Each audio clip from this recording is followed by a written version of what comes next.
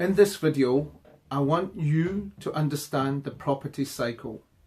I think the vast majority of you will have heard there is a property cycle, and many of you that are old enough would have experienced one in your lifetime. But have you taken the time to understand it, or have you just accepted it at face value? Remember, if you like this video, please like and subscribe to my YouTube channel. Let's start with a big claim. I believe that the property cycle is the most powerful concept you can know about as a professional property investor. Why? Because once you understand the property cycle, you'll know that there's a reason why property prices always go up in the long run, giving you more confidence that they will continue to do so. Number two, that they would go up in a nice straight line. Number three, that you can ignore what the newspapers say about property prices and have a far better understanding of what's likely to happen next by looking for certain signals in the world around you. Why is there a property cycle? In pretty much every market other than property, whether it's physical goods like cars or services like cleaners, the forces of supply and demand keep prices roughly in balance. Say a company produces a certain item, it hits the market and it becomes a big seller, making the company lots of money. Competitors see this and quickly release similar products or better value products. This drives down the price companies can charge for the item. This is just simple economics. Demand and supply work in tandem to keep prices stable over time. In the property market though, this can't happen because the amount of land in existence is fixed in most cases. In the case of Hong Kong, the government does create more land to build on, but it is a monumental effort and cannot be done in a reasonably short space of time. You can relax planning restrictions, but this is so politically fraught, it doesn't usually happen.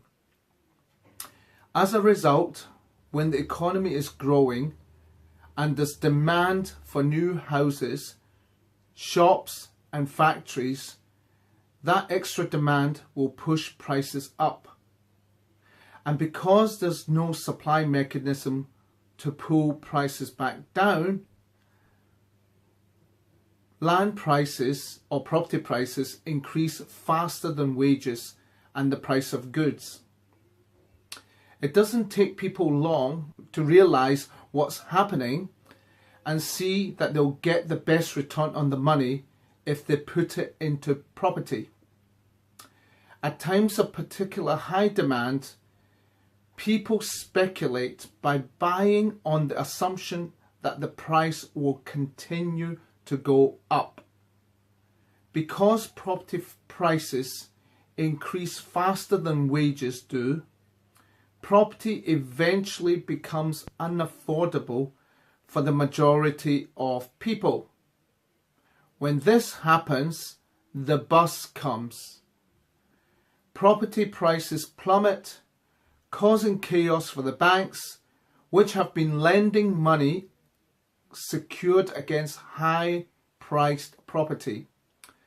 The banks withdraw lending, building activity stops, and businesses shut down, the stock market goes down, unemployment goes down, recession, or worse still, depression kicks in. Eventually, of course, prices drop to a more sustainable level and everything gradually goes back to normal, at which point the whole cycle starts again. Importantly, each cycle starts from a higher bottom than the previous one. So the long-term trend is always upwards, even though there are bumps along the way. The property cycle is fundamental. I cannot stress this enough, and will occur no matter which area you are in. Governments may come up with policies and controls, but fundamentally the property cycle is the same wherever you are. In my next video, I will talk in more detail about the different stages of the property cycle. You can see the property cycle has predictable patterns like the seasons of the year. Summer will always follow spring. With this knowledge, you will understand which stage of the cycle you are in right now for your particular market. I hope you've enjoyed this video.